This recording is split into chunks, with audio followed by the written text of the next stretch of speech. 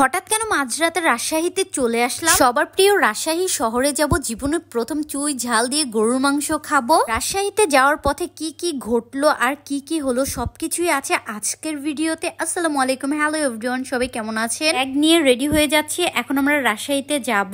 মাশাআল্লাহ, আজকে বললাম জুনাইনাকে অনেক বেশি সুন্দর লাগছে, আর আমি বললাম একটা কমফোর্টেবল ড্রেস পরে নিয়েছি, যেহেতু অনেক লং জার্নি করতে হবে। ঢাকা থেকে রাজশাহী যেতে বললাম অনেক সময় লাগে, তো আমরা বললাম দুপুরে একদমই খাওয়া দাওয়া করে বের হই নাই। বনশ্রীতে সিরাজ নামটা আগে অনেকবার আমি শুনেছি, কিন্তু কখনো আমি সিরাজে এসে খাওয়া দাওয়া করিনি। আর হ্যাঁ, এটা বললাম অনেক বেশি পপুলার, এখানের খাবার দাবার নাকি অনেক ভালো, এটার অনেক ব্রাঞ্চ আছে। আর এখানে নাকি চুই ঝালটা অনেক বেশি মজা। সত্যি কথা বলতে চুই ঝাল নাকি অনেক বেশি ঝাল হয়, তার জন্য ভয়ে আমি কখনোই খাই নাই। এখানে আলু বাকারার চাটনি দিয়েছে, তারপরে গরুর মাংস দিয়েছে, নর্মালটা নিয়েছে আপনার ভাইয়া, ভয়ে নেয় নাই। আমি একটু সাহস করে চুই ঝাল নিয়েছি, কালারটা এত বেশি সুন্দর ছিল। আর এখানে বললাম অনেক আস্ত আস্ত রসুন দিয়েছিল। সত্যি কথা বলতে একদমই অসাধারণ ছিল চুই ঝাল। দাও করে আবারও গাড়িতে চলে এসেছি, এখন আমরা আবারও রাজশাহীর উদ্দেশ্যে রওনা হয়ে গিয়েছি। হ্যাঁ, আপনারা কে কোন জেলা থেকে দেখছেন অবশ্যই আমাকে জানাবেন। এদিকে দেখেন রাজশাহীতে যেতে যেতে বললাম একদমই সন্ধ্যা হয়ে গিয়েছে, মানে একদমই আলো কমে গিয়েছে। এই দেখেন কুয়াশা, চারিপাশে এতই বেশি অন্ধকার ছিল, কোনো কিছুই দেখা যাচ্ছিল না কুয়াশার জন্য।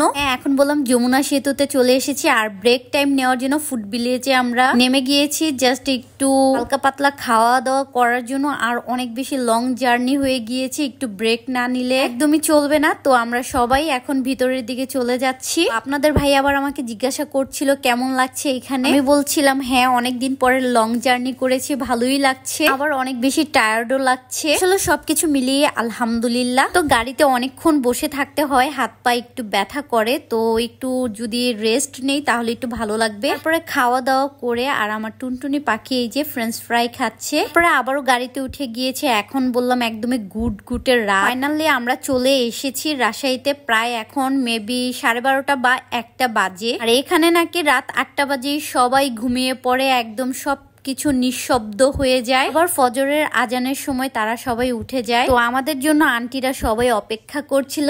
যাই হোক, ফাইনালি অনেক কষ্টের পরে চলে এসেছি, অনেক বেশি টায়ার্ড আজকে। এখন হয়তো বা ফ্রেশ হয়ে হাত মুখ ধুয়ে একদম খাওয়া দাওয়া করে রেস্ট করব। এই তো আন্টিদের বাসা হলো এইটা।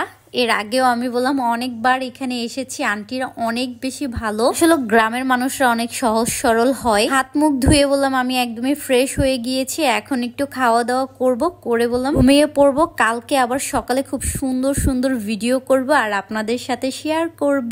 অবশ্যই এরকম নতুন নতুন ভিডিও দেখার জন্য পেজটিকে ফলো করে দিবেন। এর মতো গুড নাইট।